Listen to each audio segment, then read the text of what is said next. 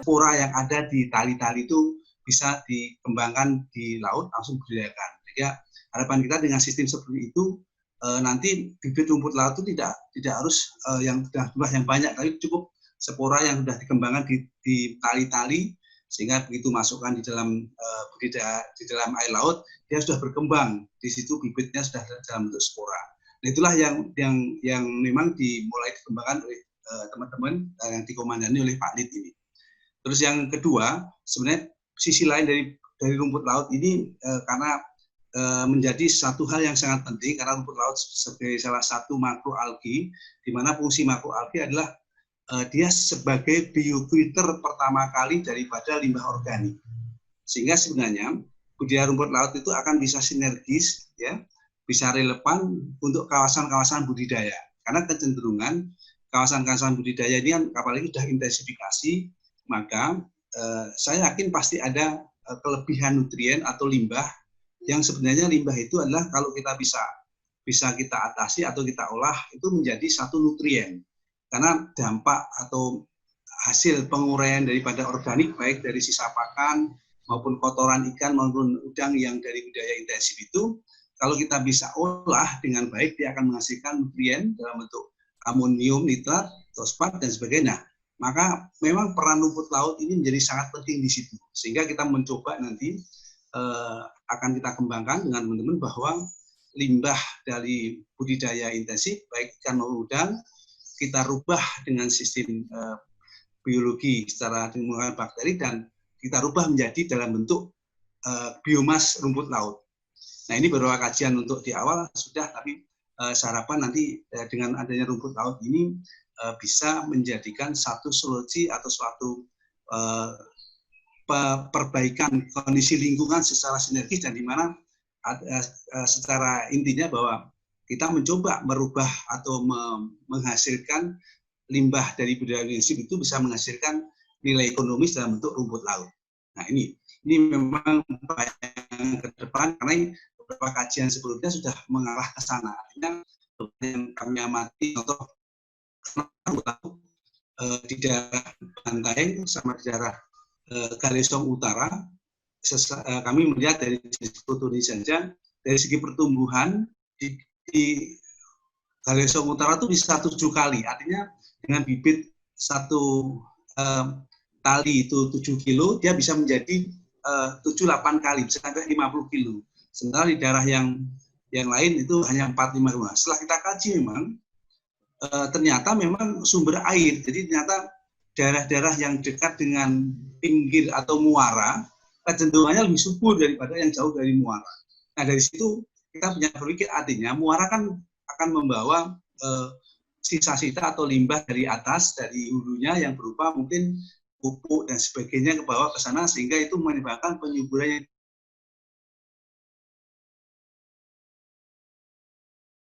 yang lebih ada. Ternyata dari data yang ada itu, lokasi-lokasi yang memang berdekatan dengan sumber air sungai, artinya dekat dengan muara sungai, kecenderungan memang pertumbuhannya akan lebih bagus daripada yang jauh. Dari sinilah mungkin yang menjadi ide dari teman-teman ke depan, memang kami akan mencoba kawasan-kawasan tambak atau kawasan-kawasan budidaya intensif, kita coba untuk mengurangi beban organik itu dengan pemanfaatan rumput laut. Karena secara fisik terlihat sekali di mana sumber air atau kondisi air dari buangan yang keruh, begitu tumbuh tanaman air makroalgi itu cenderung airnya akan menjadi lebih bening. Jadi dari segi fisik seperti itu, dan dari segi data kami punya sementara memang ada penurunan total organik nitrit yang ada di situ. Nah, inilah itu menjadi sangat penting, artinya rumput laut ini tidak hanya sekedar budidaya tersendiri, tapi bisa budidaya bersama-sama dengan kegiatan budidaya perikanan yang lain yang nantinya bisa kita manfaatkan untuk perbaikan lingkungan, sehingga air yang kita buang ke perairan umum itu sudah tidak menjadi beban yang berat. Yang ketiga, memang kami menyadari pasar rumput laut ini juga masih belum stabil, artinya dibanding dengan komoditas udang dan sebagainya. Namun demikian kami sudah beberapa komunikasi dengan pihak-pihak institusi yang lain, ya bagaimana supaya rumput laut itu bisa mempunyai pasar yang stabil, walaupun tidak tidak seperti yang saat ini seperti udang, sehingga namun demikian kami selalu berusaha. Insya Allah ada teman-teman di Jakarta sudah mulai menampung masalah rumput laut ini. Mudah-mudahan rumput laut ini bisa menjadi satu komoditas yang pasarnya juga akan mudah, karena prinsipnya apapun usaha daripada masyarakat budidaya itu ujung-ujung akhirnya lah pasar. Oleh karena itu kami mohon dalam diskusi ini itu betul-betul ditermati atau dibahas bagaimana sistem pemasaran akhir dari rumput laut ini supaya bisa menjadi tidak terjadi masalah di pasar akhir. Karena sebenarnya kalau kami melihat rumput laut itu bisa diawetkan, artinya berbeda dengan ikan. Jadi biaya mengawetkan atau biaya menyimpan rumput laut dalam bentuk keringnya sebenarnya tidak sebesar kalau kita menyimpan atau dalam bentuk apapun untuk ikan maupun udang segar. Artinya itu menjadi satu kelebihan. Namun demikian itu perlu kita bicarakan apakah nanti dalam hal pemasaran itu ada perlu asosiasi yang betul-betul semacam kayak Bulog itu ya, sehingga ada peran dari suatu institusi yang bisa seperti Bulog menampung pada saat kondisi panen raya dengan harga supaya bisa stabil. Itu menjadi penting karena yang saya lihat di lapangan permasalahannya selalu di mana-mana seperti itu. Seperti yang kemarin yang terakhir, kami juga punya komunikasi dengan teman-teman yang ada di Pulau Seribu, masalahnya itu ternyata. Jadi pemasaran mesti menjadikan kendala agar nanti dalam diskusi kami berharap itu ada solusi yang bisa kita sampaikan atau kita bisa menjadi kesimpulan kita sampaikan ke pihak yang berkompeten untuk melakukan atau bisa memberikan kebijakan tentang pasar rumput laut itu. Saya kira itu yang bisa saya sampaikan Bapak Ibu sekalian. Nanti untuk detail teknisnya Pak Dr. Liteman akan menyampaikan karena pekerjaan beliau tiap hari itu dan insya Allah dia punya pengalaman yang cukup banyak tentang bagaimana budidaya rumput laut, mulai dari kultur jaringan, mulai dari spora dan sebagainya. Dan memang kajian kami seperti saya katakan bahwa kami perkayasaan, kami berharap kajian ini tidak berhenti pada saat sudah menghasilkan satu teori, tapi kita kembangkan sampai ke satu kegiatan terapan yang secara ekonomis bisa aplikatif di masyarakat. Oleh karena itu kita perlu kerjasama, terutama dalam hal ini peneliti-penelitian yang ada di universitas, karena terus terang perkayasaan kami akan lebih cepat untuk kita kembangkan. Dasarnya adalah hasil penelitian dari Bapak Ibu sekalian yang dari lembaga pendidikan ini. Jadi lembaga pendidikan menghasilkan satu ilmu murni dan kami mengembangkan dalam bentuk ilmu terapan yang ada di lapangan. Demikian yang saya sampaikan. Mohon maaf karena saya juga ini jalani tugas luar ini untuk pengembangan Kambak. Nanti mungkin saya ikut on off tadi saya usahakan selama tidak ada kegiatan saya akan mengikuti sampai selesai. Terima kasih Bu Sri sebagai host, semuanya Pak Nusiji, semua pihak Poltek dan Bapak yang lain tanpa kami bisa memberikan nama satu persatu. Assalamualaikum warahmatullahi wabarakatuh. Terima kasih Pak atas sambutannya. Selanjutnya kami mengundang kepada Bapak Direktur Politeknik Pertanian Negeri Pangkajenek Kepulauan untuk memberikan sambutan sekaligus membuka acara webinar series keempat ini. Kepada Dr. Insinyur Darmawan MP, saya persilahkan.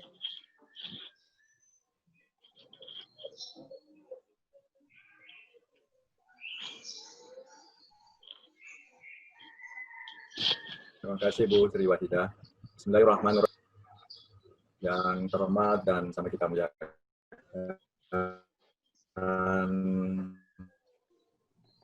Bapak kepada yang terhormat Bapak Prof. Ma'ruf, terima kasih sudah berkenan untuk hadir sebagai narasumber pada webinar keempat ini, Pak.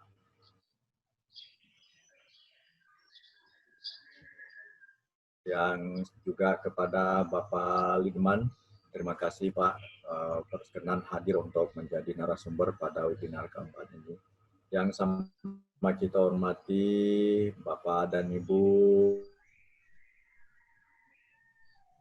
yang juga pemateri dan narasumber pada webinar, Pak Alim. Tapi Pak Alim ini perikik Pak, Bapak perikik ini. Bapak pulang kampung tadi tapi tidak mampir di Pangkep, dilewati Pangkepnya. Oh ya, maaf. Tapaliwag Pak. Pak Agus, Bu Asda juga tetap masih hadir pada kesempatan ini. Yang sama kita hormati Bapak Kepala BPAP Takalar, Pak Sutito. Terima kasih sudah hadir dan tadi berkenan untuk memberikan sambutan yang begitu luar biasa. Banyak hal yang sudah disampaikan yang nanti insya Allah akan ditindaklanjuti. Yang sama kita hormati juga ada Pak Syarifuddin. Ini dari Balai Pengembangan dan Penjaminan Mutu Pendidikan Vokasi bidang kelautan dan perikanan dan Teknologi Informasi Komunikasi UPT Kemendikbud Kementerian Republik Indonesia. Selamat datang. Alumni Politeknik, Pak. Nah, saya tahu Pak. Terima kasih sudah datang Pak. Jangan dilupa alma maternya. Yang sama kita hormati Bapak dan Ibu, para peserta istimewa yang dari luar yang selama ini memang sudah menjadi bagian dari penyelenggaraan webinar ini, dari IPB, dari UNRI, dari UFO, dari UNTAD, dan juga beberapa tadi yang saya lihat ada hadir Bu Hadijah dan teman-teman yang lain. Yang sama kita hormati Bapak dan Ibu dosen di jurusan Teknologi Budaya Perikanan beserta seluruh jajaran prodi, Ibu Ketua Prodi Budaya Perikanan, Kak Prodi Teknologi Pembenihan Ikan, Bapak dan Ibu dosen, serta anak-anakku sekalian mahasiswa yang sempat menghadiri webinar yang keempat ini. Alhamdulillahirrabbilalamin. Wassalatu wassalamu ala asyrafil anbiya'i wal mursalin sayyidina Muhammadin wa ala alihi wa sahbihi ajmain. Amma ba'd.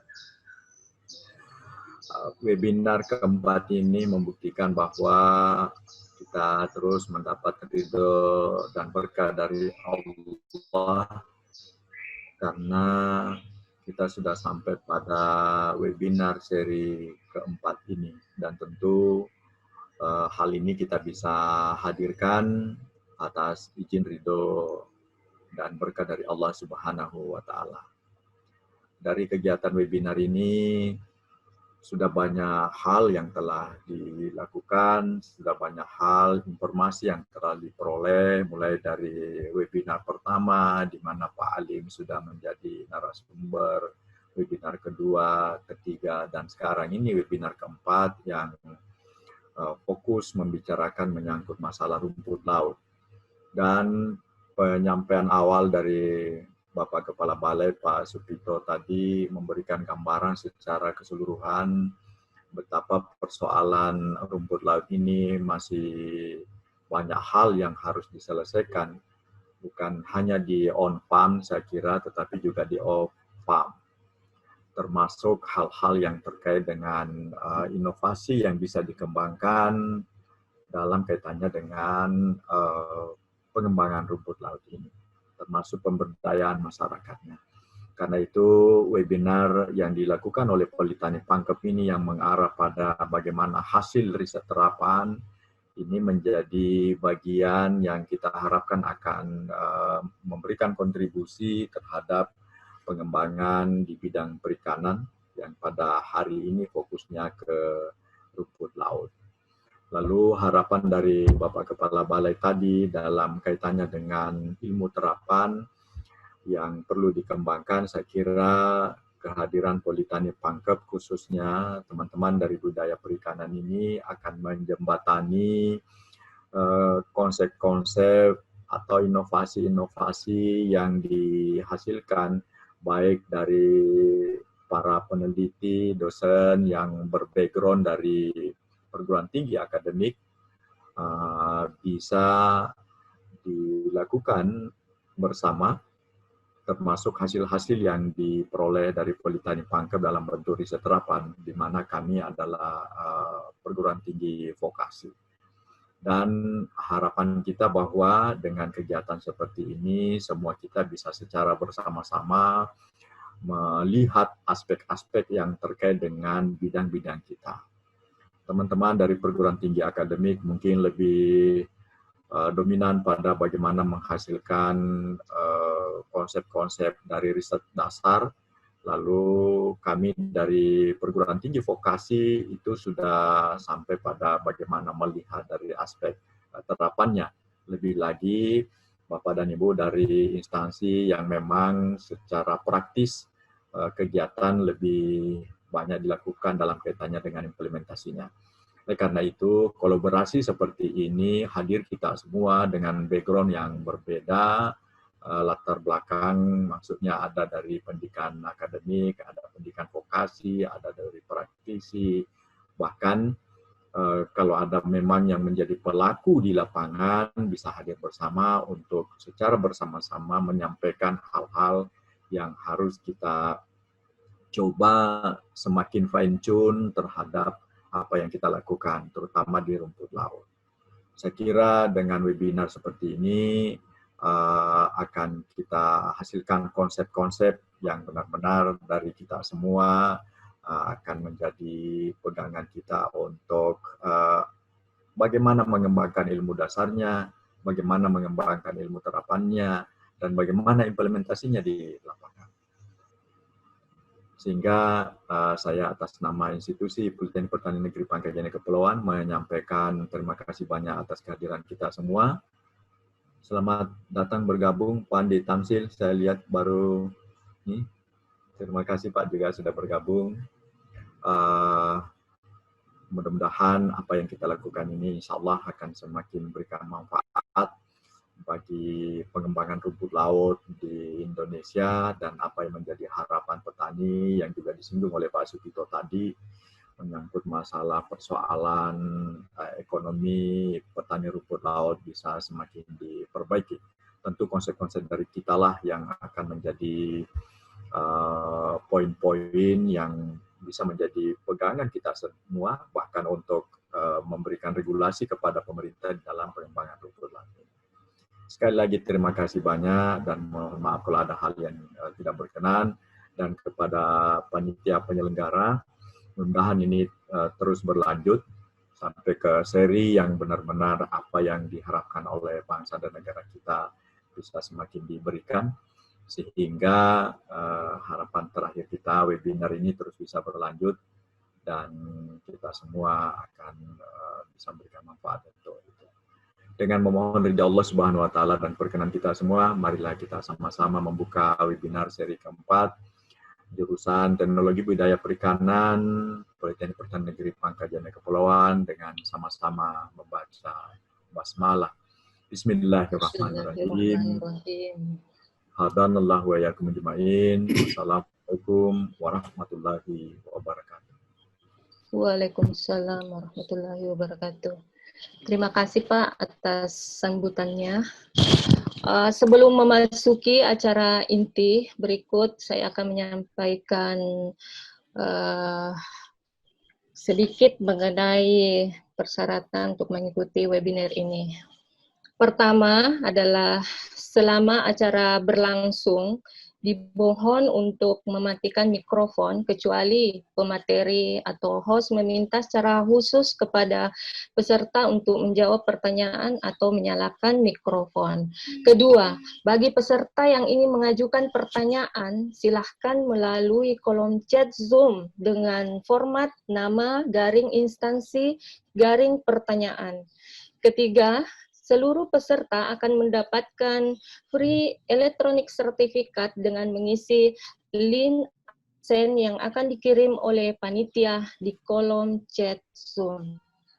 Baiklah, memasuki acara inti, yaitu pemaparan materi sekaligus diskusi dan tanya jawab yang akan dipandu oleh moderator kita pada pagi hari ini adalah Bapak Dr. Nursidi.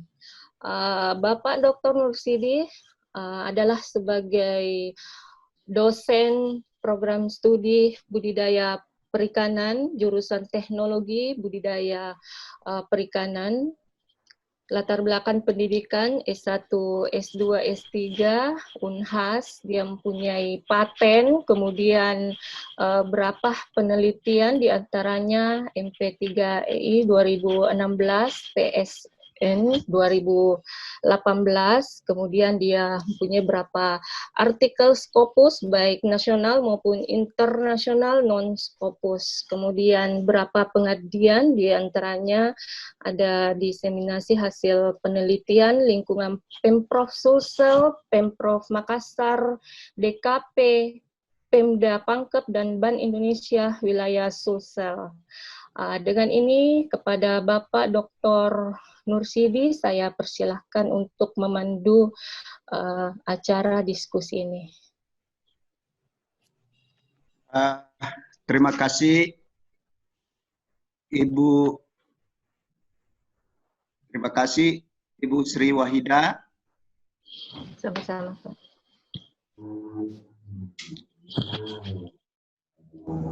Ini saya punya video dimatikan ya.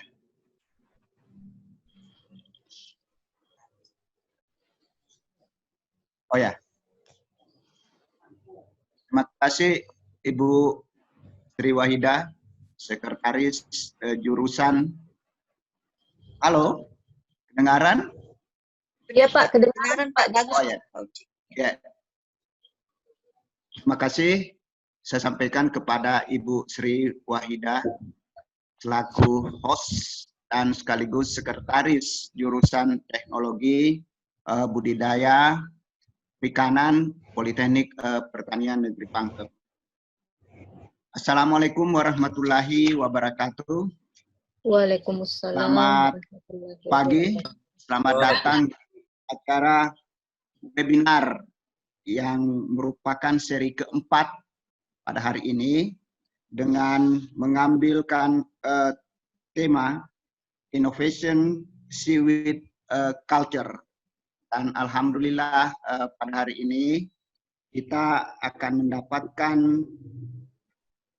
materi dari narasumber pertama yaitu Bapak Dr. Lideman, dan yang kedua adalah Bapak Profesor Dr. Ma'ruf, Bapak Kepala Balai Budidaya Air Payau Kalar, yang sama Bapak Direktur Politeknik Pertanian Negeri Pangkep yang saya hormati, Bapak Ketua Jurusan dan Sekretaris Jurusan beserta jajaran dosen Politeknik Pertanian Negeri Pangkep yang saya hormati, yang saya muliakan Bapak Profesor Dr. Ma'ruf dan Bapak Dr. Lideman. Terima kasih atas kesediaannya dalam memberikan materi sebagai narasumber pada hari ini. Alhamdulillah, sebelum saya memberi kesempatan kepada Bapak narasumber, sedikit saya ingin menyampaikan kepada Bapak Supito, selaku Kepala Balai Budidaya Air Payau Takalar, bahwa harapan untuk memanfaatkan rumput laut sebagai limbah dari tambak intensif, alhamdulillah sebetulnya saya sudah laksanakan dalam penelitian PSN saya dan merupakan terapan. Dan sebetulnya dulunya saya sudah ada tanda tangan dengan Bapak Kepala Balai yang lalu, Pak Nono, untuk bekerja sama. Namun dengan pertimbangan jarak, maka lokasi itu saya pindahkan ke Politeknik Pertanian Negeri Pangkep. Dan memang sudah memberikan tanda-tanda keberhasilan bahwa limbah budidaya tambak intensif itu bisa didegradasi dengan menggunakan rumput laut. Itu sekedar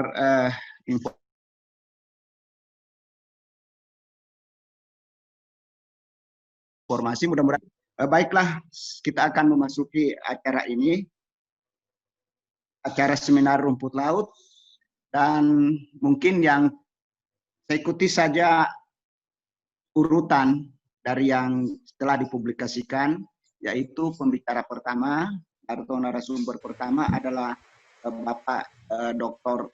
Lideman, Dan sebelum saya persilakan, saya akan membacakan kurikulum vitae-nya.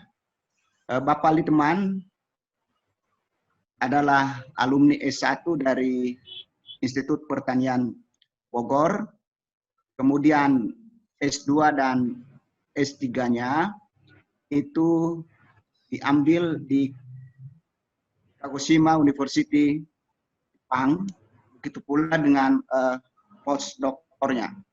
Pak Lidman sudah mempunyai hak paten 1, walaupun itu masih dalam tahap register dengan judul Metode Pembibitan Kultur Grasilaria Laut dengan melalui spora. Kemudian publikasi-publikasi sudah banyak juga dibuat oleh Bapak Dr. Lidman, antara lain tulisan internasional di AACL, Bioflux, yang juga tergabung dalam Scopus. Kemudian ada 24 publikasi-publikasi dalam dan luar negeri lainnya yang tidak masuk dalam Scopus. Nah, kemudian publikasi juga dimasukkan dalam Mitra Bestari. Kemudian pekerjaan Pak Lidman yang kita ketahui sekarang ini adalah Prekayasa dari BBAP Takalar. Namun sebelumnya itu Pak Lidman pernah bekerja di PT Enindo tahun 95 sampai 97. Pak Lidman, kayaknya kita sama waktu itu. Tapi Bapak di pusat, saya pasarannya di Sulawesi Selatan mengenai produk Enindo itu biodegradasi dengan menggunakan merek Episin. Ya. Waduh, saya Pak.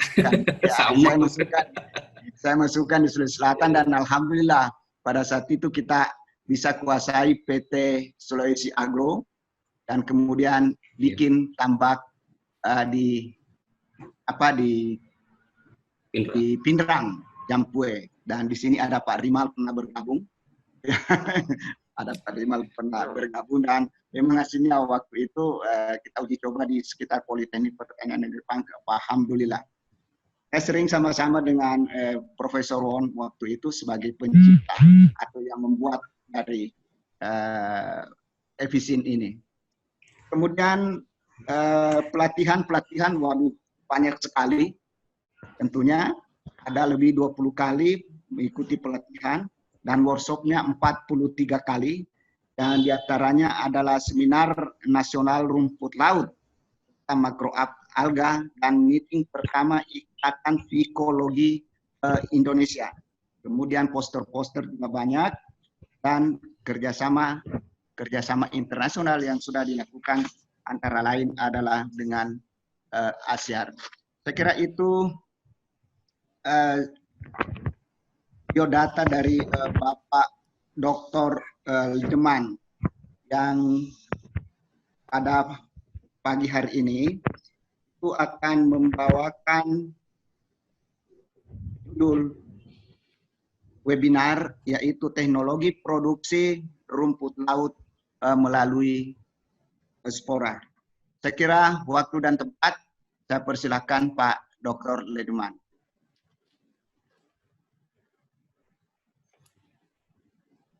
Baik Pak, terima kasih.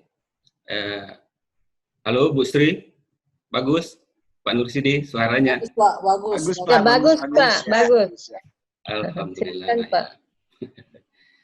Assalamualaikum warahmatullahi wabarakatuh. Waalaikumsalam warahmatullahi wabarakatuh. Bapak-bapak, ibu-ibu yang saya hormati, Bapak Direktur Politani, Dr. Darmawan, Bapak Kepala Balai, Pak Insinyur Supieto MSI, di sini ada Ibu Hadijah, Pak Ma'ruf, Pak Andi Tamsil, Bu Ratna, Pak Agus, pokoknya banyaklah.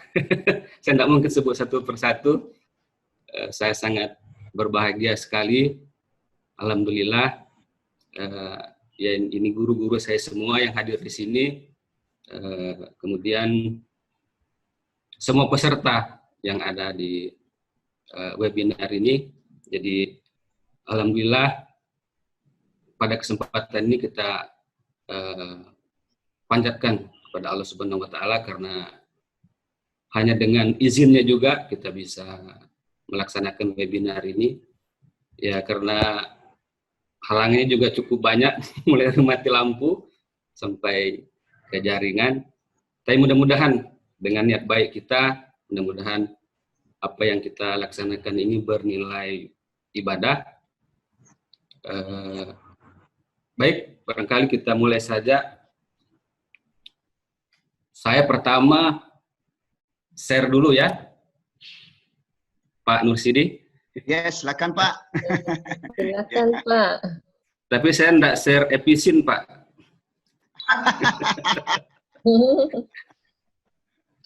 Tunggu dulu. Ini.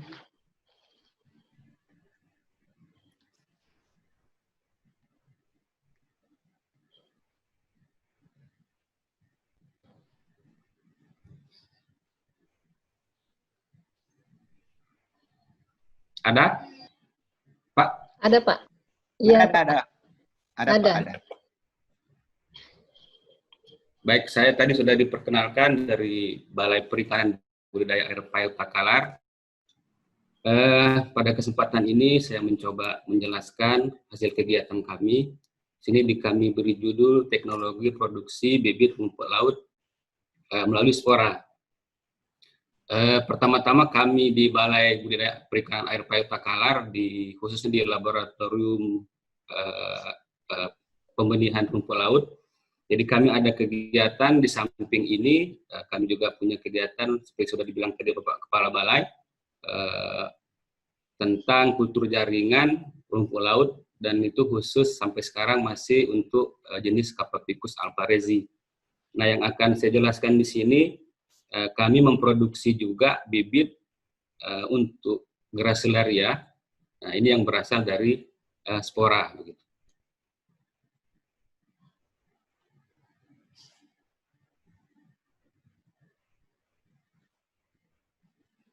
Baik, barangkali ini ringkasan yang insya Allah akan saya sampaikan pada kesempatan ini. Juga bagaimana perkembangan rumput laut, mungkin sedikit saja. Kemudian masuk ke tekniknya, bagaimana yang kami kerjakan di Bibit Api Takalar untuk menghasilkan bibit rumput laut yang berasal dari spora. Kemudian bagaimana juga pembesarannya di laut, dan juga beberapa sedikit yang saya mungkin bisa jelaskan kegiatan litbang ataupun diseminasi yang berhubungan dengan spora ini. Nah, ini jadi di dunia kita merupakan penghasil nomor 2 untuk rumput laut secara umum, karena di Cina dia mempunyai kelp dan jenis-jenis musim dingin, sehingga dia produksinya paling banyak. Namun demikian untuk rumput laut yang kita sebut dari tropis, mulai dari Cotoni sampai Spinosum dan Gracilaria, kita menjadi produsen terbesar. Namun terbesar dalam hal ini adalah dalam bentuk kering. Kalau untuk keraginannya memang Filipina masih nomor 1 di dunia. Ini saya membandingkan bagaimana produksi, artinya dalam bentuk kilo, dalam bentuk berat, perbandingan dengan komoditas lain. Jadi dia menyumbang, khususnya di perikanan budidaya itu sangat tinggi. Jadi dari grafik yang di sebelah kanan kita bisa lihat bagaimana perbandingannya. Nah, namun demikian kalau kita lihat dalam hal value atau jumlah, dia menempati nomor 5 untuk hasil ekspor. Namun demikian ya, nomor 5 masih termasuk komoditas penting, komoditas unggulan untuk sektor perikanan. Nah, jadi saya menyampaikan di sini bahwa sejak tahun 2015 itu paling tinggi produksi kita. Namun demikian mulai dari 2016 sampai 2018 data yang ada itu menunjukkan terjadi penurunan produksi. Khususnya ini hasil raw material dalam bentuk basah. Ini kita membandingkan dalam hal ini produksi yang dari alam untuk rumput laut dengan hasil budidaya ini cukup signifikan. Jadi hampir semua produksi yang ada di kita itu sudah 99% berasal dari kegiatan budidaya. Nah, ini jenis-jenis yang sudah kita budidayakan. Ada Capapicus alvarezi, ada macam-macam, kita sebut barangkali strain, ada Cotoni, ada Tambalang, kemudian ada juga yang kalau kita sebut sakul itu Capapicus striatum, terakhir namanya Capapicus striatus, kemudian ada juga Spinosum, Caulerpan sudah dibudidayakan, dan yang akan kita bahas adalah Gracilaria, yang akan kita bahas tentang bagaimana menghasilkan bibit yang berasal dari spora. Nah, kalau kita lihat ekspor secara umum rumput laut, jadi ada beberapa item, dan ada item yang belum dibudidayakan, itu sargassum dan juga di sini jelidium. Ini merupakan komoditas yang bisa didiversifikasi untuk pengembangan jenis-jenis rumput laut yang bisa dibudidayakan. Nah, ini rumput sendiri karena fungsinya ya, karena fungsi mulai dari pengental, pengemulsi, pengkoagulan sampai ke pengisi material. Nah, dari fungsi ini kita banyak digunakan untuk berbagai macam industri seperti industri makanan, kosmetik, tekstil, dan farmasi. Kemudian selain itu juga sekarang sudah banyak digunakan untuk makanan yang berfungsi tertentu. Sebagai contoh di sini kita lihat ada hijiki. Jadi hijiki ini kalau di Jepang dimakan ibu-ibu, salah satu untuk mengatasi penyakit gondok karena tinggi mineralnya. Ya, kalau keraginan, jadi ini lebih karena gelnya lebih kental, jadi biasanya kebanyakan kalau untuk makan berbentuk jelly, kalau kita kenal sekarang. Kemudian kalau untuk agar-agar biasanya dia agak relatif lebih lembut dibandingkan dengan jelly yang dihasilkan Capapicus. Baik, barangkali kita masuk ke bahasan kedua, teknik produksi bibit rumput laut, khususnya Gracilaria melalui spora. Gracilaria ini selama sebelum tahun 2022 itu semua dibudidayakan di tambak. Namun sejak 2012 di Takalar ini, di Takalar Sulawesi Selatan, mereka sudah mulai melakukan budidaya yang di laut. Jadi dia mengadopsi sistem sama seperti memproduksi Capapicus alvarezi atau Cotoni. Ini produksi Gracilaria di laut ini juga merupakan alternatif ya, yang cukup bagus karena tidak semua petani punya tambak, dan tambak juga mahal. Kemudian karena talusnya ini juga relatif besar dibanding yang ditambak, namun lebih kecil dari Capapicus sehingga dia bisa diikat di tali. Nah, karena ada aktivitas budidaya di laut dan membutuhkan tali, kemudian perkembangan budidayanya cepat sehingga butuh bibit yang banyak. Jadi pada sekitar tahun 2012 akhir kita kerjasama dengan Asyar dan beberapa seperti Agarindo, beberapa perusahaan-perusahaan dan Maros, kita mencoba menginisiasi kegiatan untuk produksi bibit yang berasal dari spora ini. Nah, ini beberapa keuntungan kalau kita menggunakan bibit yang berasal dari spora. Kita bisa mengatur produksi bibitnya bisa sepanjang tahun, sehingga kalau musim kurang bagus kita tetap kita punya stok bibit. Kemudian bibit yang sudah nempel di tali nanti itu bisa digunakan untuk beberapa siklus berikutnya. Jadi panennya bisa sebagian-sebagian bibit yang tetap nempel di tali itu masih bisa kita gunakan untuk siklus berikutnya. Kemudian kalau kita mengikat di tali, menggunakan tali, biasanya ada biaya produksi. Sementara ini dia cuma mengalihkan pembelian bibit, jadi lebih efisien. Nah, kemudian yang penting juga, bibit ini salah satu alasan untuk traceability atau ketelusuran produk, karena pasar-pasar Eropa, pasar luar negeri itu sebenarnya perlu tahu asal usul daripada produknya. Jadi apa yang mereka makan mereka harus tahu sebetulnya. Dan juga untuk kegiatan penelitian ya, untuk kegiatan penelitian pengembangan, kalau kita punya bibit yang berasal dari spora, kita bisa tahu asal usulnya bahwa umur ini bisa sama, besar ini bisa sama, seperti itu. Beda dengan kalau kita mengambil cabang yang belum tentu kita tahu umurnya berapa, begitu, dan juga asal usulnya, sehingga mungkin memperbesar bias begitu hasil dari penelitian-penelitian. Nah, ini Gracilaria yang akan kita bahas adalah hasil identifikasi menggunakan barcode DNA. Jadi sebenarnya Gracilaria yang ada di Takalar ini adalah Gracilaria canggih.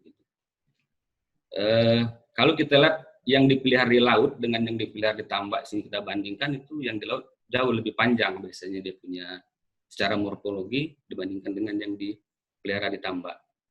Nah, karena ini ukurannya bisa diikat, jadi di ujung baji Takalar mereka sudah produksi lumayan luas itu untuk kegiatan produksi ini, dan memang hasilnya dimanfaatkan karena kualitasnya lebih bagus dibandingkan dengan yang ditambak.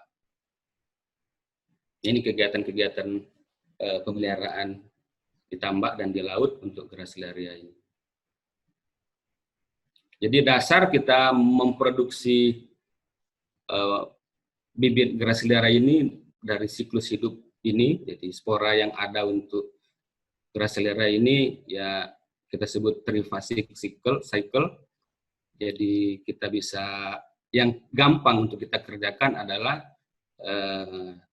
tumbuhannya dalam bentuk karpospora. Jadi kalau tumbuhan karpospora dia punya kantong spora atau si stokardnya itu dia bisa kelihatan secara kasat mata. Pak Mursidi, ini suara saya jelas, Pak?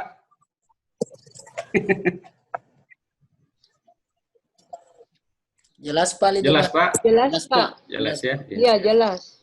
Nggak, saya takutnya saya ngomong terus, tapi nggak ada suaranya. Nyalain mati lampu. Iya, Pak. Oke. Ya, jadi inilah yang kita jadikan dasar untuk kegiatan kita. Jadi spora yang kita ambil itu spora yang ada sistokarpnya, apa yang kita sebut karpospor. Sederhananya kegiatan produksi untuk selain kegiatan menyediakan peralatan, sterilisasi apa semua persiapan, jadi secara umum kegiatannya itu koleksi, kita mengkoleksi di laut yang sudah fertil, kemudian kita aklimatisasi indukan tersebut. Nah, aklimatisasi ini paling 1-2 hari, kemudian kita lakukan kegiatan pelepasan dan penempelan spora di substrat. Nah, setelah itu spora ini kita pelihara sampai menjadi planlet ukuran kecil, sekitar 2 mili sampai 5 mili.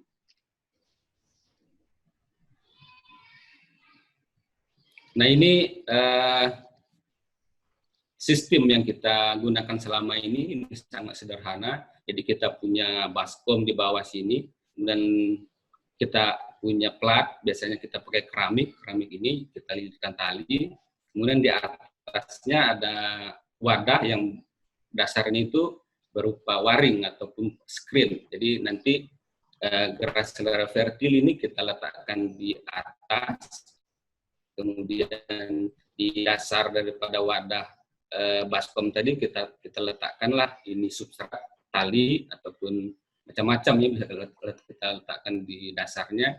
Nah, kemudian secara sederhana nanti spora yang sudah fertil tadi akan lepas begitu dari kantongnya, kemudian secara gravitasi. Nah, ini prosedur. Jadi prosedurnya sederhananya sih kita ambil indukan. Selama ini kita ambil dari budidaya di Takalar itu ada indukan yang sudah fertil, kemudian kita bersihkan dan kita pelihara ya, kita pelihara tidak lama, paling 1-2 hari itu kita sudah bisa gunakan. Kemudian ini prosedur pelepasannya juga sederhana, jadi talusnya itu yang tadi sudah fertil kita potong, kemudian di sana jelas ada kantong sporanya yang sudah matang, kemudian kita sterilisasi explant yang sudah dipotong tadi. Setelah sterilisasi kita sebar secara merata di atas screen, kemudian screennya nanti kan menampung itu Gracillera fertil kita tadi.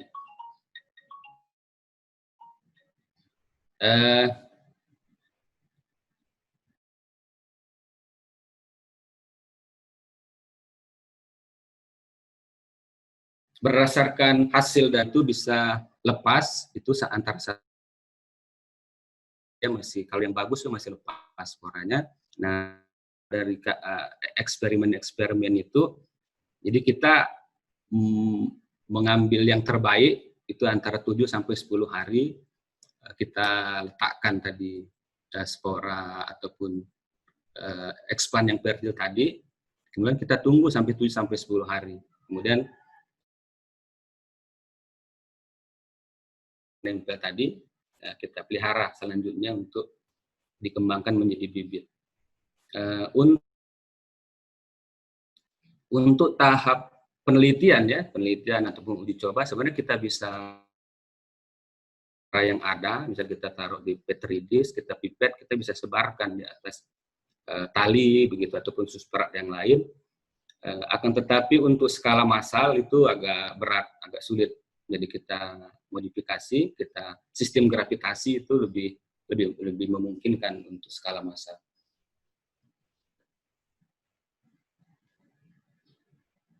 Nah, kemudian kalau sudah kita lihat sporanya sehat, kita lanjutkan, kita pelihara dengan biasanya kita menggunakan media PIS ataupun Grun.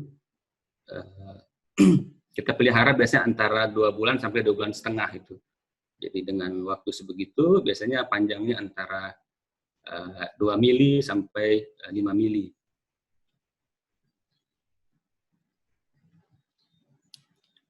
Nah, ini gambar-gambar Gracillera fertil yang nanti sudah siap untuk yang nempel di tali. Ataupun kita juga nanti bisa produksi yang tidak nempel di tali, itu biasanya untuk bibit yang digunakan di tambak. Nah, ini secara umum apa yang kita kerjakan tadi, kita punya dua tujuan ya, satu dia nempel di tali, itu untuk dipelihara di laut, ini yang sebelah kanan.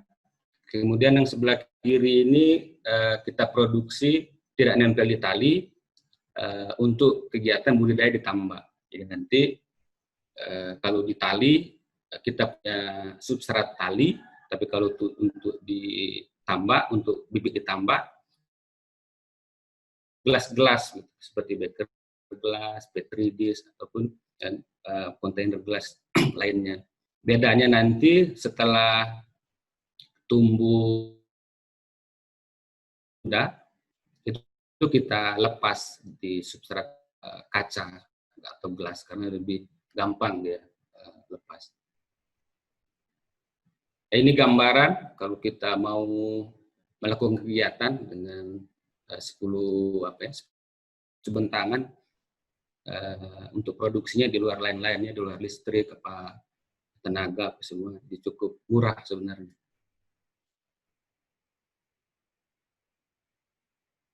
Itu teknik untuk produksi bibit. Sekarang sedikit budidaya budidaya di laut yang tadi menggunakan bibit kita yang produksi bibit dari spor tadi. Ya ini jelas kalau kita pelihara laut kita gunakan, kemudian ya yang sudah biasanya yang lebih bagus ya bibit ini kita periksa di mikroskop. Kemudian ini lokasi secara umum yang di laut itu dekat dengan muara sungai. Substratnya berpasir.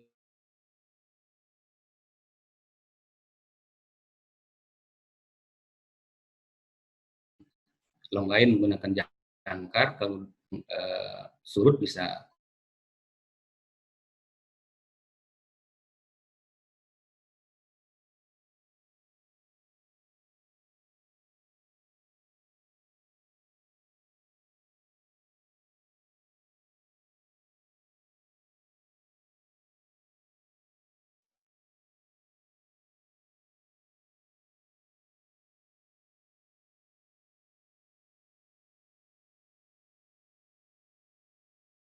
Jaringannya kurang bagus ya, Pak? Iya, Pak Pak Lukman? Lideman ini. Iya. Iya, jaringannya Pak. Jaringan Pak Lideman ini kayaknya warna ini bagus, warna merah saya lihat ini. Warna Iya. merah.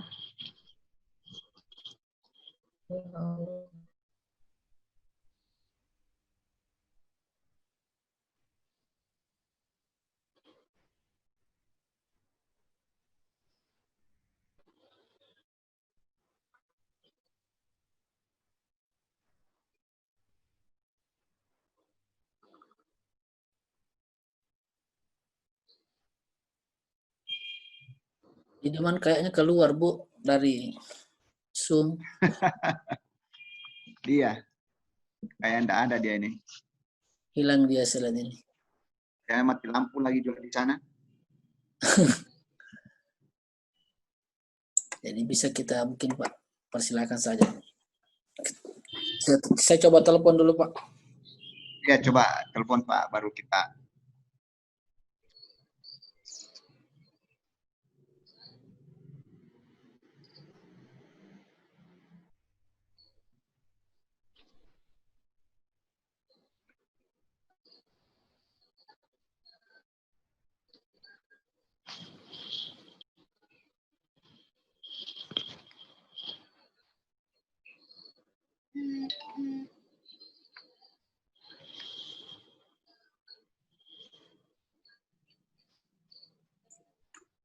Ya, ya.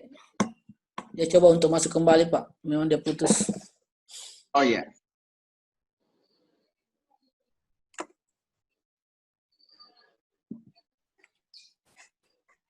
Kayaknya memang jaringannya ini Pak lagi bermasalah semua ini Pak moderator. Ya saya juga di rumah ini. Oh begitu. Iya. Saya juga ini bantu dengan catering. Oh iya Pak. Ya. Jadi ya. Udah berapa hari di Indovision kurang bagus. Ya, udah masuk itu Pak. Di mana Pak? Ya.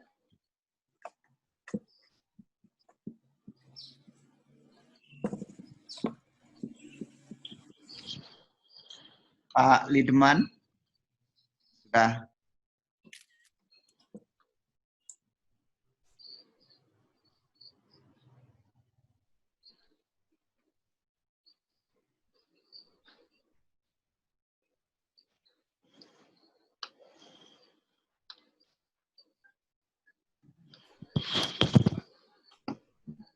Pak Nursidi, saya share ulang ya, atau masih ada yang tadi?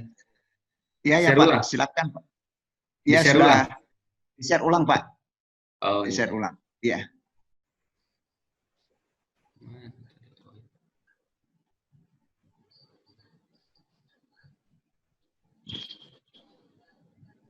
Ada Pak? Ada Pak, ada. Oh ya, oke. Ya. Ada. Tadi sudah sampai di lokasi budidaya di laut. Oh ya, iya, iya. Pada slide lokasi budidaya di laut. Sedikit lagi berarti. Ya. Di atasnya Pak ya, di atasnya lagi Pak. Yang satunya Pak di atas. Satu slide di atasnya mungkin. Tadi tidak kedengaran. Ini? Iya. Ya Pak. Oh iya. Iya. Jadi ini semacam persyaratan atau kondisi yang kita gunakan biasa untuk budidaya di laut, khusus untuk Gracilaria apa ini tadi. Selanjutnya, ya ini sampai di sini tadi barangkali Pak ya? Ya sudah bisa masuk situ Pak. Ya. Oh iya. Silakan, Pak. Lanjut ya, Ya. Pak. Ya ini umum yang kita gunakan untuk budidaya di laut itu primnya seperti begini ya. Prim itu bingkai, dari bingkai kita bikin segi 4. Tujuannya untuk membentangkan tali tadi, tali bentangan yang nanti akan kita isi dengan bibit isi dari hasil budidaya, hasil di hatchery spora tadi.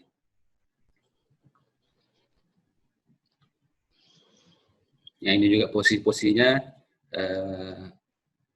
di mana dia yang penting sekitar 10-20 cm dari permukaan air kalau kita pelihara di laut.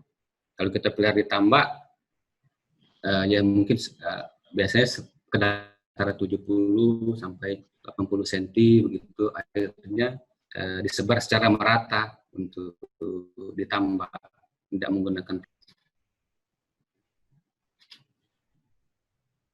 Ya jadi bibit tadi kemudian kita pelihara ya, sebelum kita pelihara ditransportasi itu biasanya menggunakan kantong seperti kita transfer bibit, kita menggunakan kantong. Tali yang sudah kita lilitkan tadi di plat atau biasanya kita menggunakan keramik itu kita lepas di kantong yang berisi air. Nah dari situ kita bisa masuk di styrofoam gitu, kita bisa transportasi ke lokasi budidaya. Kemudian di lokasi budidaya nanti air di kantong itu seperti kita aklimatisasi udang ya, kita menyesuaikan terutama salinitas dan suhu yang berbeda dari hatchery bibit Gracilaria tadi dengan yang ada di lokasi untuk budidaya. Untuk siklus pertama karena masih kecil itu kita butuh waktu sekitar 2 bulan untuk bisa membesarkan di laut, kemudian bisa dipanen. Selanjutnya sekitar bisa dipanen seperti biasa 30 sampai 40 hari itu bisa dipanen parsial. Tentang pembesarannya di laut, kemudian ini secara ringkas apa-apa yang sudah kita kerjakan di perekayasaan di bidang apita kalar untuk menunjang produksi bibit ini. Jadi yang paling pertama dulu kita kerjakan adalah melihat substrat. Jadi substrat apa saja itu yang bisa ditempel di spora.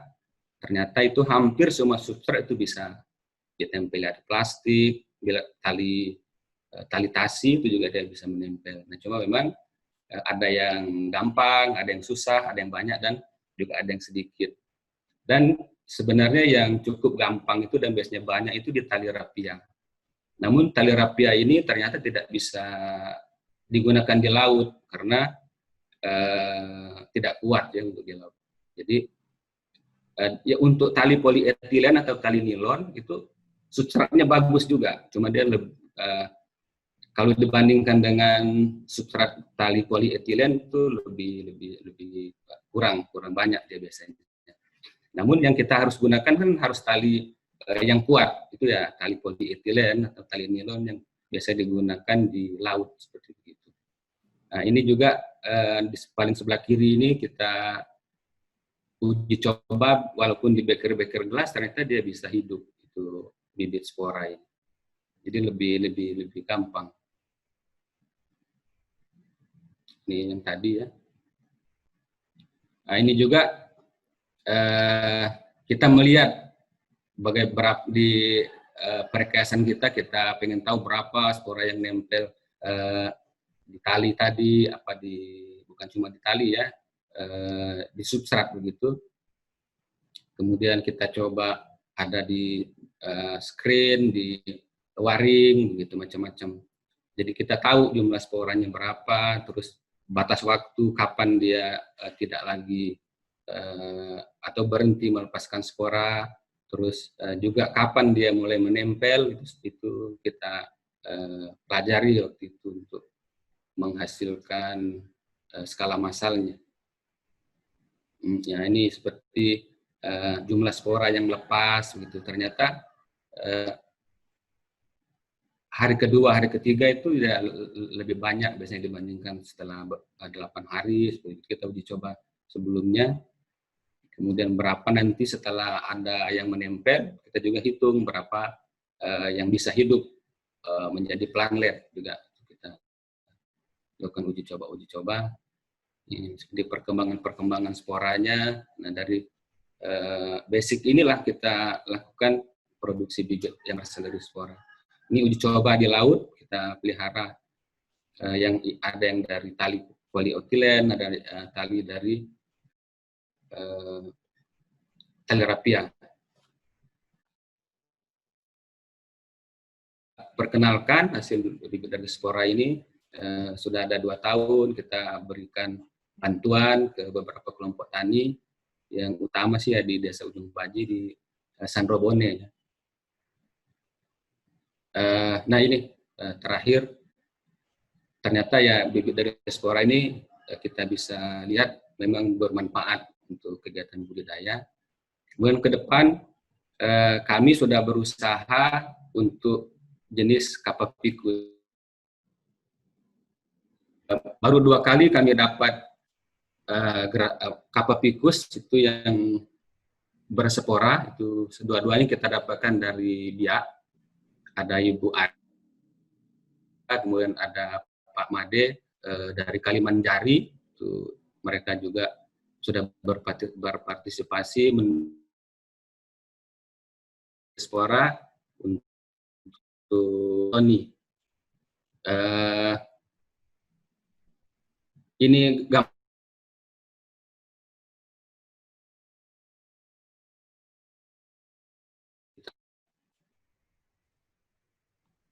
Gracillera tadi.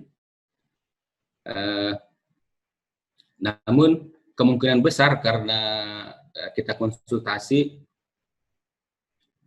dari Biak sendiri itu ternyata ke lokasi juga bermalam sampelnya, jadi memang sudah kurang, terus sampai ke Makassar itu memang kurang fresh begitu.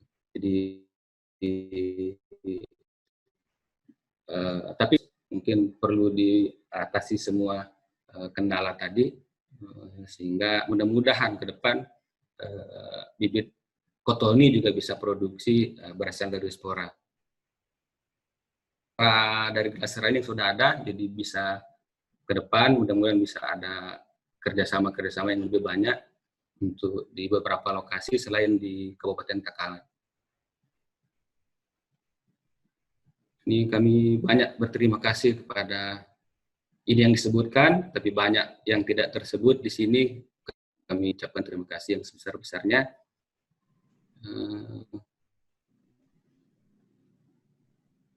Demikian Bapak-bapak, Ibu-ibu yang bisa saya sampaikan. Terima kasih, mohon maaf bila ada yang kurang berkenan. Terima kasih. Sementara, Assalamualaikum warahmatullahi wabarakatuh. Waalaikumsalam warahmatullahi wabarakatuh. Terima kasih Bapak Dr. Lidman sudah menyampaikan materinya, dan mungkin kita panel saja, Bu Sri ya. Iya, panel. Ya, kita panel sehingga kami akan mengundang pemateri kedua, yaitu Bapak Profesor Ma'ruf, yang mana beliau adalah akademisi dari Universitas Haluoleo Kendari. Nah, sebelum saya mempersilakan, saya akan bacakan dulu biodatanya, biodata beliau. Itu Pak Profesor Ma'ruf Kasim, SPI, MSI, PhD, lahir di Bau-Bau tanggal 20. Kedengaran Bu Ceri? Iya, kedengaran Ya. Pak. Bagus. Ya. Lahir tanggal 26 September 1970. Ini hampir sama dengan tanggal kelahiran saya ini dengan Pak Prof. Kemudian guru besar pada Fakultas Fakultas Perikanan dan Ilmu Kelautan Unhalu, pendidikan S1, di mana beliau meraih gelar SPI di Universitas Muslim Indonesia Makassar tahun 1994. Kemudian S2 dengan gelar MSI di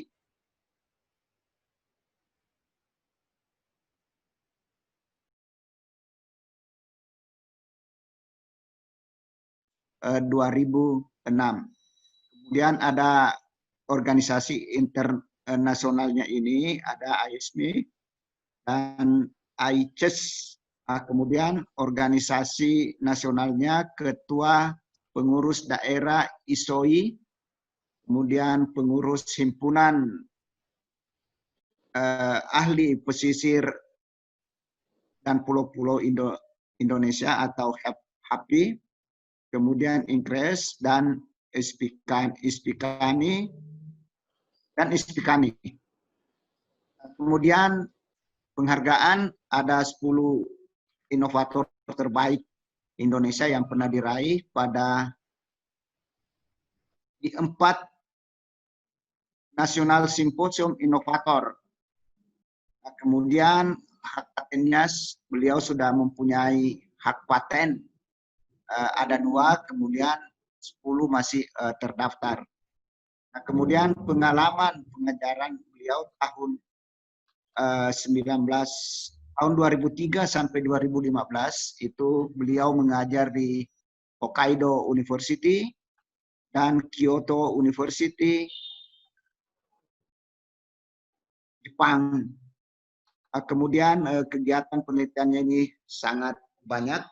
Jadi ada dari grup, kemudian riset dikti, kemudian MP3EI, kemudian hibah kompetensi dikti 3 tahun Bapeda, dan penanaman modal Kabupaten Buton Utara, penelitian fundamental oleh dikti dan penelitian hibah bersaing dari dikti. Jadi cukup banyak pengalaman penelitian dari Pak Prof. Kemudian artikel yang diterbitkan itu sudah 12 yang bereputasi Scopus dan lebih dari 30 artikel pada jurnal nasional dan internasional non-Scopus. Pengabdian pada masyarakat ya tahun 2008 sampai saat ini yang disupport oleh IKSI, kemudian Haidlin, PKM, CPPBT, PPBT, Pemda Lingkup Provinsi Sulawesi Tenggara. Dan buku yang dihasilkan yaitu 2 buku dan 2 chapter book internasional. Jadi saya kira ini kemudian pelatihan-pelatihan banyak sekali baik di dalam maupun di luar negeri. Kemudian pertemuan ilmiah sudah lebih dari 100 simposium baik nasional maupun internasional. Kemudian beliau juga reviewer nasional pada masyarakat, pengabdian pada masyarakat, dan reviewer PT internasional penelitian ya. Kemudian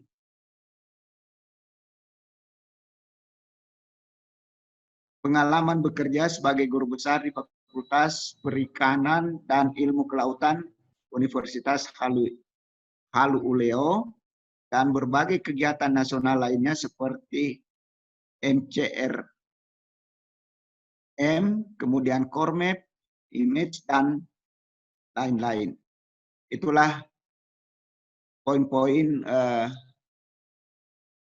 biodata dari Bapak Profesor Ma'ruf. Dan hari ini beliau akan membawakan materi yang berjudul Inovasi Alat Rumput Laut.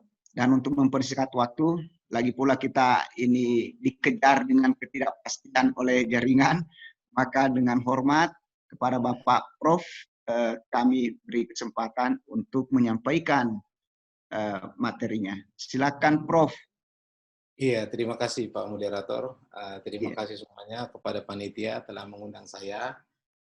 Bos, terima kasih banyak Polidani. Yang saya hormati Bapak Kepala Balai, terima kasih Pak. Kemudian Bapak Direktur Politani, terima kasih Pak atas undangannya. Alhamdulillah pada kesempatan ini saya juga melihat ada dosen saya Pak Tamsil. Ya. Kemudian banyak kemudian ada banyak teman-teman, Pak Agus, Pak Indra, kemudian ada Pak Muis Walubi. Saya lihat Pak Muis ini tim penelitian saya ini. Oke, puji dan syukur kita panjatkan kehadirat Allah Subhanahu wa Ta'ala atas berkat rahmat dan hidayahnya sehingga kita masih diberi kesempatan kesehatan untuk ketemu dalam sesi webinar ini, dan insya Allah salam dan salawat atas junjungan kita, pimpinan kita Nabi besar Muhammad SAW. Saya langsung share saja ya. Alhamdulillah ini tadi pada saat Pak Lideman mau starting, saya menyala lampunya ini Pak Lideman. Saya starting saja dengan share screen ya. Kelihatan Pak? Kelihatan Pak, kelihatan Pak. Iya. Ya, alhamdulillah. Ya, alhamdulillah masih bagus jaringan ini. Ya. Tadinya saya mau coba-coba untuk beli jaringan, tapi ternyata nggak ada yang beli yang jual jaringan Pak. Oke. Ini saya dikasih judul Inovasi Alat Budidaya Rumput Laut yang Indonesia. Memang kalau kita bicara tentang budidaya, memang sampai saat ini perkembangan budidaya rumput laut itu sangat pesat sekali, baik dalam hal kegiatan-kegiatan yang dilakukan oleh masyarakat maupun kegiatan-kegiatan penelitian ataupun support dari pemerintah daerah dan pemerintah nasional dalam hal mengembangkan budidaya rumput laut ini. Karena ya kita tahu bersama bahwa hampir seluruh masyarakat Indonesia itu melakukan budidaya rumput laut ini karena mudahnya budidaya rumput laut. Tadi Pak Lideman juga mengungkapkan bagaimana perkembangan dari budidaya yang ada, yang khususnya di Indonesia.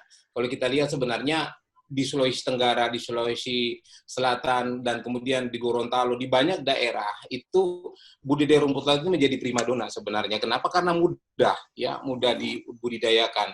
Dia hanya diikat dengan tali, dibudidayakan, menunggu 45 hari, panen, kemudian dikeringkan, ya sudah bisa dijual. Tergantung pada harga. Memang tadi sempat Pak Kepala Balai menyampaikan bahwa persoalan harga itu adalah persoalan yang serius untuk budidaya rumput laut ini. Tapi ya namanya fluktuasi harga. Memang aneh ya, kalau kita beli baju di pasar itu pembeli yang penjual itu menentukan harga. Ya, jadi kalau kita beli apapun itu di mall atau di mana itu penjual yang menentukan harga. Tapi rumput laut ini luar biasa, atau beberapa komoditas luar biasa. Yang menentukan harga justru pembeli. Ya, ini anehnya ini beberapa komoditas. Sehingga memang pembudidaya itu, tapi ini tidak menyurutkan semangat dari pembudidaya untuk melakukan budidaya. Mereka terus melakukan budidaya, sehingga budidaya rumput laut banyak dilakukan oleh masyarakat pesisir, dan ini memang menjadi mata pencaharian utama bagi mereka. Ini tadi sudah sebagian dijelaskan oleh Pak Lideman.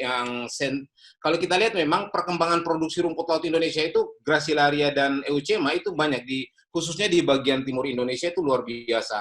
Ya, perkembangan ini memang menentukan bahwa sebagian besar kita setelah dengan krisis mahalnya BBM, kemudian banyaknya kondisi alam yang tidak menentu dengan El Nino, La Nina apa semua, itu kemudian masyarakat melakukan budidaya itu di pinggir pantai, ya, bukan mengkapling, tapi menggunakan daerah-daerah dekat pemukiman mereka untuk melakukan budidaya, dan ini memang meningkatkan jumlah dari pembudidaya itu sendiri. Banyak akhirnya yang masyarakat itu kemudian membeli tali, ya, karena mudahnya, kemudian untuk melakukan pola budidaya, karena ya itu tadi, mereka bisa mendapatkan hasil yang lumayan. Dan kalau kita lihat memang khusus untuk ini beberapa gambar yang saya ambil di lokasi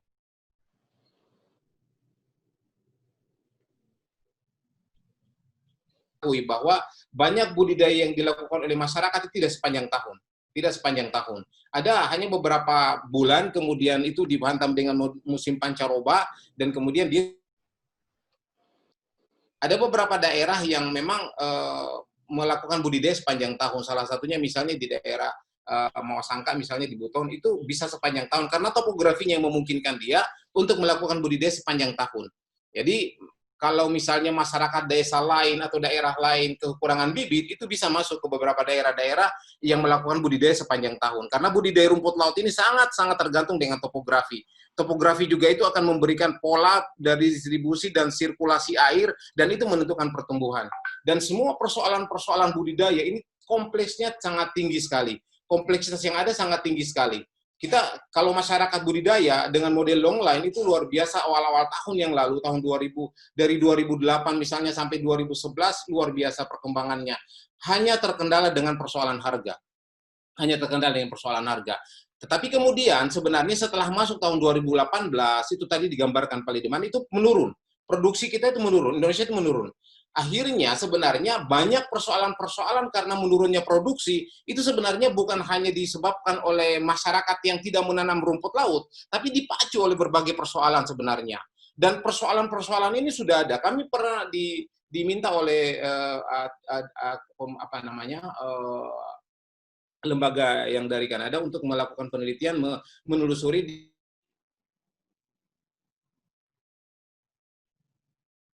di pembudidaya rumput laut ini. Kita bisa melihat banyak sekali ternyata persoalan. Kita merefleksikan persoalan itu luar biasa, tapi dalam hal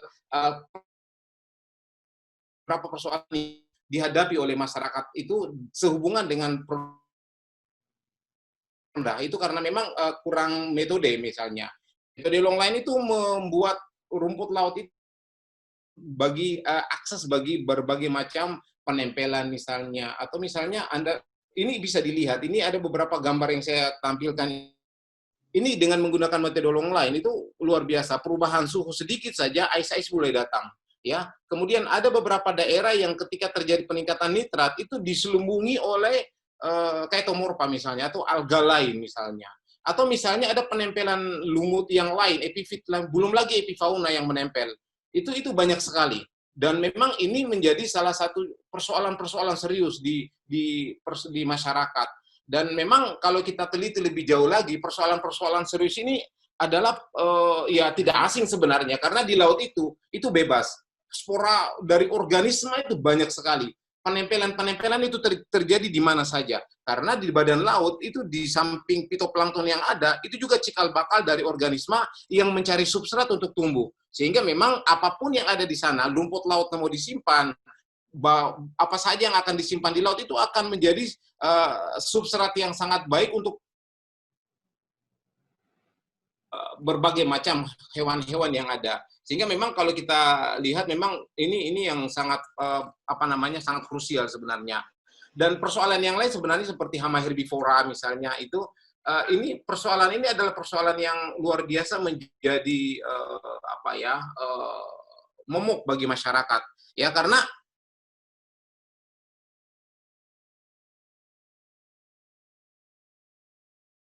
ikan itu ya setiap saat. Jadi setiap lewat makan, apalagi musim puncak dari penyerangan ikan itu terjadi pada, kalau di Sulawesi itu mulai bulan 8, 9, 10 itu musim puncak.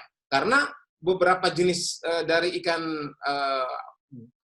kalau kita lihat ikan boronang misalnya siganit itu musim puncak spora bukan spora tapi pertumbuhan awalnya itu di bulan-bulan 8. Jadi dia sudah atau reproduksinya di bulan-bulan 6, bulan 7, kemudian puncaknya ikan-ikan tumbuh dan mencari makan itu bulan 8 atau bulan 9. Sehingga di daerah pesisir pantai itu banyak sekali rumput laut yang akhirnya terserang oleh ikan.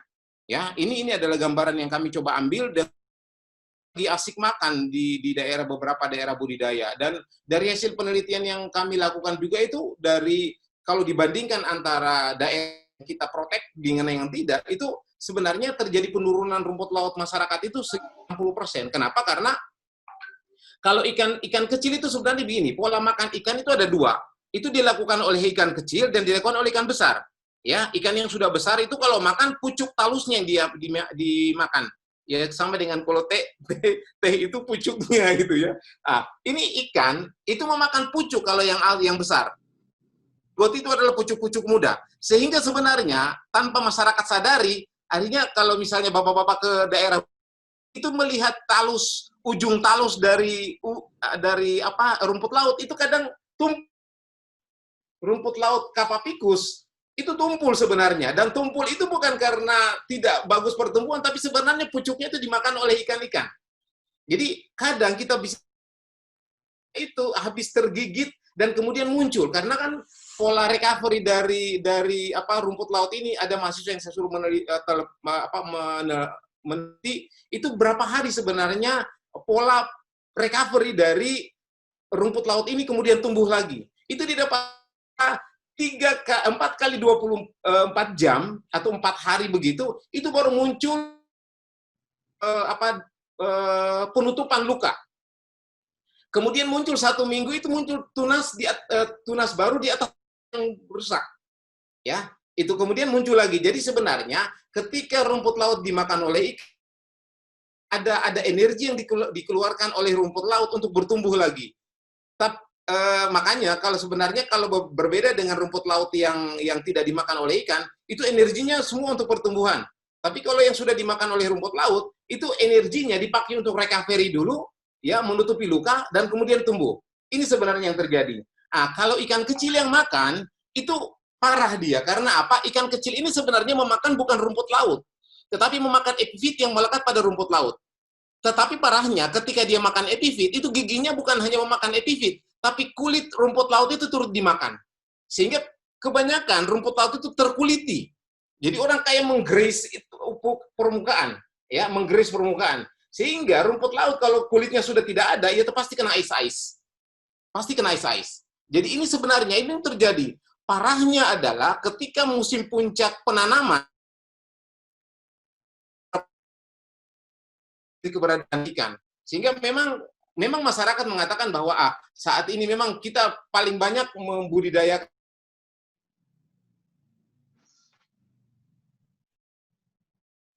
berapa hektar kita budidayakan. Tapi ingat bahwa pertumbuhan itu terganggu. Kita meneliti 60% itu luar biasa.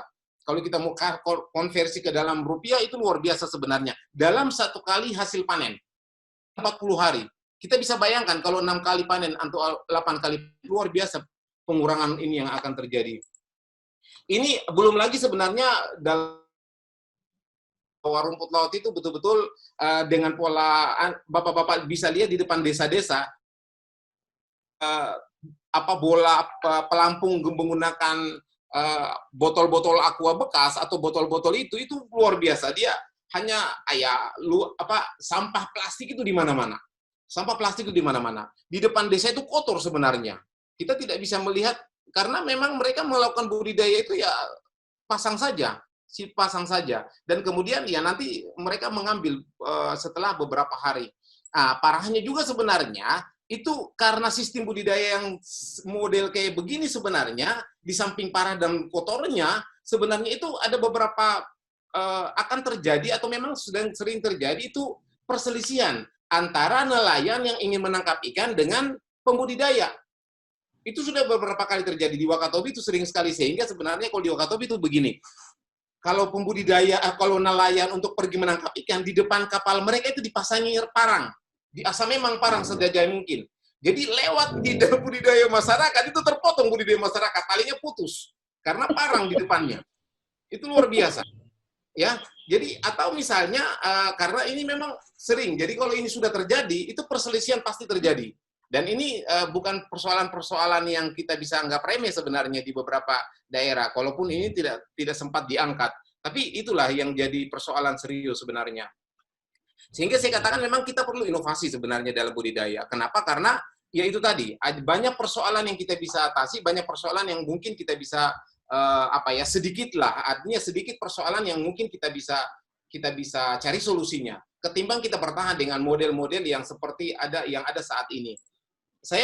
Ini ada beberapa inovasi yang misalnya saya bisa berikan, yang bisa saya tampilkan, yang inovasi yang pertama ini sebenarnya inovasinya ini tahun 2016 2017 kita coba buat yang raja ya, rakit jaring apung ya dengan pengikatan pipa paralon, dan memang segi 4 ini pada daerah-daerah yang keras arus. Memang ada beberapa daerah yang keras arus, kita coba buat ini sehingga memang budidaya rumput laut kita coba sekat ya, kita coba sekat.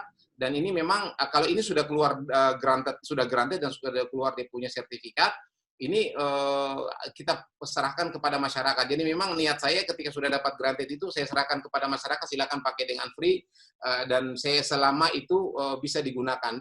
Kemudian sebenarnya ini sudah digunakan di beberapa daerah, dan terutama masyarakat mengamankan bibit mereka dengan menggunakan inovasi ini.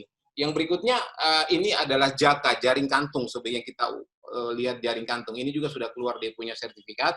Modelnya ini sebenarnya sangat sederhana. Dengan pipa itu kemudian menggantung saja dia punya jaring, dan kemudian kita tinggal sebar. Jadi tidak ada lagi biaya pengikatan di sini ya. Masyarakat tinggal buat ini, kemudian pipanya disekat-sekat, kemudian disimpan di atasnya, dan memang sudah tidak ada biaya pengikatan. Masyarakat tinggal menyimpan bibit rumput lautnya di sana. Dan ini aman dari kotoran, dari berbagai macam kotoran-kotoran yang ada, dan dari berbagai macam serangan hama ya. Ada beberapa daerah yang kemudian sejak tahun ini 2018 kami ini, dan alhamdulillah itu kami sudah ditelepon oleh beberapa pembudidaya yang menggunakan ini ya, mulai dari kebetulan ada beberapa yang dari Batam, kemudian ada dari Gorontalo, dari NTB, dari NTT. Kemudian malah ada dari Gorontalo itu datang langsung ke Kendari untuk minta diajari. Ini kami ajari dan mereka pakai di sana. Ya, beberapa di Ambon misalnya, di Papua. Tapi di Papua itu memang bukan orang Papua, tapi beberapa yang teman-teman dari Sulawesi Tenggara mau masuk ke sana. Ini sudah mulai digunakan karena memang ini relatif lebih murah sebenarnya untuk menggunakan alat ini. Dan di samping lebih murah juga memang lebih enak dikontrol. Ini gampang ditarik. Karena kan persoalannya adalah bagaimana merawat alat ini. Ditarik kemudian disimpan ke satu daerah, kemudian itu untuk bisa meningkatkan produksi.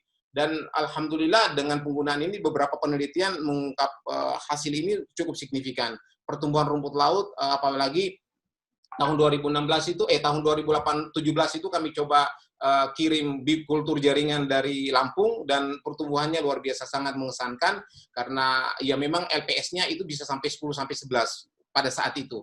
Walaupun memang data yang kami akan tampilkan sebentar itu LPS hanya sekitar 6, karena ada beberapa perhitungan yang kami lakukan dalam uji itu dilakukan pada bulan-bulan di mana pertumbuhan itu tidak terlalu baik. Karena dalam satu bulan itu memang, dalam satu tahun itu ada pertumbuhan yang puncak dan ada pertumbuhan yang tidak terlalu baik. Ini adalah inovasi yang lain yang kita sebut dengan BasketNet. Ini masih dalam proses, kemarin sudah publikasi, dan maksud saya publikasi patennya, dan kita tinggal menunggu bagaimana bagaimana Kemenkumham untuk bisa merespon ini. Ini BasketNet ini agak unik sebenarnya. Kita menggunakan besi yang anti karat ya sebagai kerangka utamanya ya, dan kemudian di bagian atas ini saya penelitian yang keempat varian ini terutama dengan BasketNet ini itu bersama Pak Muiz Balubi ya dengan Ibu Wardah Jalil dari Unidayan ini mencoba mengembangkan ini. Dalam penelitian kami melihat bahwa walaupun memang sebenarnya ini tetap diikat jaringnya secara vertikal, ya diikat di dalam kantung secara vertikal, dan memang pola pengikatannya kita akan mencoba dengan menggunakan tali rafia saja dan disimpan di dalam, tetapi tetap menggunakan pipa paralon di atasnya untuk sebagai pelampung, ya untuk sebagai pelampung. Kemudian yang berikutnya ini sama sebenarnya, cuman modifikasi segi 4 saja. Kalau tadi kita menggunakan bundar, kita kasih segi 4. Ini Vertinet, vertical net. Ini salah satu varian yang kita coba kembangkan, dan memang hasil dari perhitungan pertumbuhan juga memang yang paling bawah tidak terlalu cepat, walaupun memang ya kalau kita lihat LPS-nya hanya sekitar 4 dan 5 ya cukup lumayan ketimbang di bagian atas. Kemudian yang paling ini adalah horizontal net. Kita dari pipa kecil kita coba rangkai, kemudian kita buat segi 4 dan kita kurung. Ini pada daerah-daerah berarus cukup kuat kita buat ini. Ini juga setelah mudah-mudahan ini sudah ada jawaban dari Kemenkumham, mudah-mudahan paling tidak tahun depan, awal tahun depan kemudian bisa keluar sertifikatnya tadi dengan dengan Vertinet tadi, Corinet dengan Vertinet itu sudah ada, dan ini adalah mulai penampakan di lautnya, ya di dalam lautnya kayak begini, dan pertumbuhannya itu lumayan cukup baik. Yang berikutnya ini kita coba dengan long net, ya long net. Kalau orang bilang pakai long line, kita pakai long net, ya pakai sistem jaring juga, ya. Dan ini memang polanya mirip, ya. Kita cuma simpan di dalam seperti gambar ini, kita cuma simpan di dalam dan kita biarkan rumput laut itu bertumbuh di dalam. Jadi intinya sebenarnya kita protecting rumput laut agar dia tidak dimakan. Jadi kelihatan talusnya kayak gini, ya. Talus kayak gini itu merupakan talus yang sehat sebenarnya. Talus yang tidak dimakan pucuknya oleh ikan. Jadi dia tumbuh dengan baik. Energinya itu memang untuk pertumbuhan. Ya, energinya untuk pertumbuhan. Tidak seperti misalnya beberapa daerah yang talusnya ini terputus dan kemudian memang agak susah untuk kelihatan penampakannya. Kemudian ini adalah penampakan dari Gracila Kapapikus yang kita lihat dalam horizontal net. Oke, yang berikutnya ada inovasi yang kami, alhamdulillah ini inovasi alat pengusir hama rumput laut. Sebenarnya begini, kalau masyarakat tetap ngotot ingin pakai long line, kita bisa kasih solusi lain. Solusinya adalah mereka menggunakan alat pengusir hama rumput laut. Alat pengusir hama rumput laut ini ya kami sudah patenkan, sebenarnya alhamdulillah sudah ada 3 paten dari ini, dan ini ya dia sudah masuk dalam program didanai dengan PPBT, CPPBT dulu, kemudian PPBT, dan alhamdulillah di beberapa kegiatan ini sempat diundang ke London juga untuk mempresentasikan ini, dan kemudian dalam kegiatan beberapa kegiatan lainnya sudah masuk, ini diundang pameran juga atau diundang beberapa, dan ini memang sudah oleh Pak Menteri menjadi satu inovasi Indonesia. Alhamdulillah juga baru-baru ketika program diseminasi dari anggota DPR pusat itu salah satu yang menjadi alat yang dari Kemenristek untuk disebar ke seluruh Indonesia adalah alat pengusir hama rumput laut. Alat pengusir hama rumput laut ini spesifik sebenarnya. Dia mengeluarkan semacam gelombang elektromagnetik, gelombang suara yang bagian bawah. Jadi di atas itu tidak terdengar, hanya di bawah. Jadi dia memancarkan gelombang dan kemudian ikan-ikan itu akan lari, terutama siganid. Ya, ikan siganid dan kemudian penyu itu akan lari pada menyingkir untuk di daerah. Jadi kita protecting dengan gelombang suara. Jadi mereka tidak akan mencoba untuk datang pada daerah itu. Saya kira saya sudah 20 menit, sorry. Oke, ini saja hasil penelitian. Jadi ada beberapa penelitian yang kami sudah publikasi yang berkaitan dengan perkembangan dari rumput laut. Saya minta maaf ini sudah 20 menit. Saya tanggung saja nanti bisa dilihat dia punya artikel. Ini kemudian hasil dari dari chapter book yang kemudian memang pertumbuhannya agak sedikit berbeda ya antara floating net dengan floating cage dengan long line ya. Nah, ini kemudian total weight juga yang kami coba teliti ya. Ini oke, kesimpulannya itu kami melihat bahwa yang semua alat tadi itu namanya alganet. Alat tadi atau ada alganet. Saya untuk hasil-hasil penelitian silakan nanti saya bisa share banyak artikelnya lihat online bisa dilihat. Jadi alganet itu merupakan desain teknologi yang berfungsi sebagai alat budidaya rumput laut. Jadi kami mencoba untuk melihat itu. Dan memang dia melindungi rumput laut dari serangan hama sekaligus potensi penyakit aedes. Maksud saya, penyakit aedes disebabkan oleh perubahan suhu di permukaan. suhu salinity di permukaan itu memacu pertumbuhan ice ice. Tapi ini hasil penelitian dari anak-anak itu kalau kedalaman sampai beberapa sentimeter di bawah itu justru ice ice tidak terlalu signifikan munculnya. Kemudian ini memberikan hasil yang baik sebenarnya untuk pertumbuhan Capapicus alvarezi dan Eucema denticulatum. Kalau Pak Lideman tadi mengatakan bahwa Gracilaria sudah turun ke laut, ya saya kira ini bagus sekali untuk Gracilaria, Pak Lideman. Artinya nanti bisa artinya untuk beberapa Gracilaria hasil sporanya Pak Lideman kita bisa budidaya dengan alganet.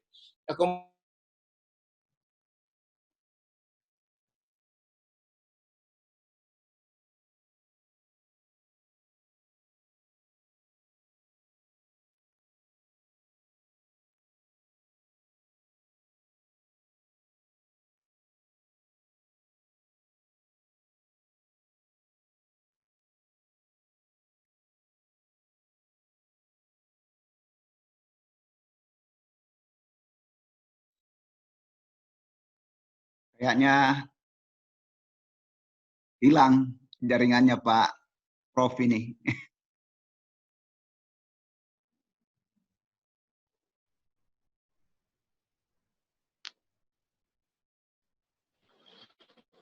Nah,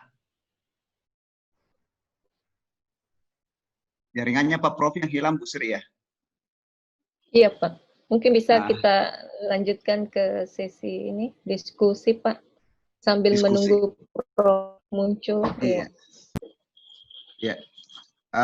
Baiklah. Demikian tadi presentasi yang telah disampaikan oleh Profesor Ma'ruf Kasim. Dan saya lihat memang materinya itu sudah sampai pada kesimpulan. Dan alhamdulillah, itulah tadi kita buru-buru untuk mempersilahkan menyampaikan materi, dan alhamdulillah sampai pada titik kesimpulan. Walaupun sebetulnya kalau kita lihat banyak pertanyaan, tapi sebelum kita bahas pertanyaan-pertanyaan tersebut, saya ingin review kembali dari catatan yang telah disampaikan oleh Bapak Dr. Lideman, itu bahwa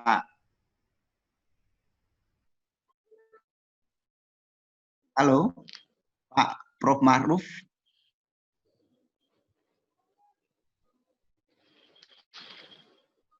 Oh ya, enggak bisa. Pak Lideman yang men-share ya. Kemudian itu Indonesia pada saat ini itu masuk pada 5 besar eksportir budidaya rumput laut. Dan memang utamanya pada tahun 2018, sebetulnya 2019 ini budidaya rumput laut semakin nyebar di seluruh Indonesia, karena pada saat itu kenaikan harga yang luar biasa. Kalau saya tidak salah, dari harga sekitar 5 sampai 7.000 melonjak menjadi 15 sampai 18.000. Dan di Politani sendiri pada saat itu banyak yang memilih budidaya rumput laut, dan bahkan doktornya ada 3 doktor rumput laut di Politani, yaitu nomor 1 tadi sudah muncul juga pertanyaan saya, Dr. Insinyur Haja Irfani Baka, MSc, kemudian Dr. Alias Rajamudin, dan saya sendiri tertarik pada rumput laut pada saat itu dan meneliti untuk S3 saya itu budidaya rumput laut, walaupun bukan ke teknisnya tetapi ke carrying capacity suatu perairan. Nah, kemudian teknik Gracilaria itu sudah diproduksi dan sudah dilakukan di laut. Dan ini banyak dilakukan Pak Lideman tadi di Sanrebone, di Ujung Baji. Kebetulan di sana juga saya pernah melakukan pengabdian dengan alat vertikal alat vertikal, dan di mana saya dapatkan waktu itu kesimpulannya bahwa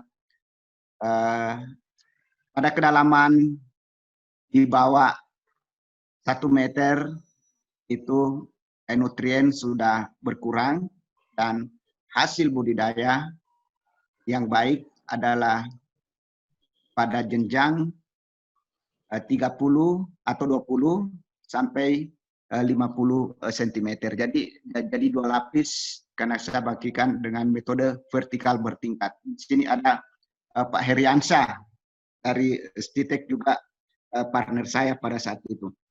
Nah, kemudian Tapi Pak Uci, ada beberapa ini ada tampil Pak beberapa pertanyaan untuk Pak Lideman. ya sebentar saya inikan dulu. Oh, ya. Saya simpulkan Pak Lideman, dan bisa diatur dengan kelebihan dari budidaya spora ini itu bisa diatur, kemudian menggunakan efisien, kemudian kelulusan penebaran. Nah, kemudian ada beberapa budidaya di laut bisa dilakukan dengan tali, nah, kemudian untuk ditambak bisa disebar atau dengan metode broadcasting. Kemudian ditambak ditebar dengan jarak 60 sampai 70 cm, dan di laut di budidaya dengan long line seperti biasa dengan jarak sekitar 20 cm. Nah, kemudian dari Prof. Ma'ruf yang saya catat bahwa tidak semua lokasi bisa dilaksanakan budidaya rumput laut sepanjang tahun, dan ini mungkin ada hubungannya dengan pengaruh musim, yaitu biasa disebut dengan